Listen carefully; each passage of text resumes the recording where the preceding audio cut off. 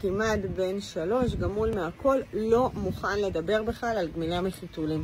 כאן אני ממש ממליצה להורים להיכנס בשלב קצת יותר מסיבי, לשלב החשיפה, לדגמן את ההליכה, לדבר על תחושות שלמשל כשאנחנו מטפקים זה לא נעים לנו, ללכת לשירותים, תכנים, ספרים, גם סרטונים בטלוויזיה, ממש לדבר את הנושא הזה, להגיע עם ילד בן 3 שכנראה צריך לעלות לאיזושהי מסגרת של המועצה ולדחות את הגמילה לקראת פסח, אני אומרת, חופש הגדול, יהיה לנו זמן מאוד מאוד קצוב, פלוס השינוי הגדול של העלייה לגן הזה יכול לייצר איזושהי רגרסיה, איזושהי תקיעות בתהליך.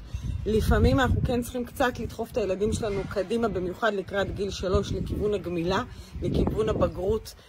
כן, יש בזה נוחות כלשהי, הפרידה מחיתולי, לפעמים ככה ילדים מתייחסים לזה כחלק מהאיבר גוף שלהם, לא רוצים, אז ממש להתחיל לדבר את זה, לא חפירה, אבל כל הזמן שזה יהיה על הפרק, כן למצוא איזשהו תאריך שבו אנחנו קובעים ביחד עם הילד שזה באמת היום שאנחנו נפרדים, ונכון שקשה לך ונכון שאני אתמוך.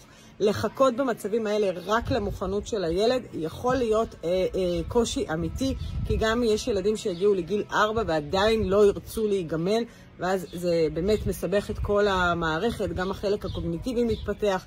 אני באמת לא ממליצה לגרור את הגמילה מעבר לגיל 3, אני דווקא יותר ממליצה לקראת גיל 2.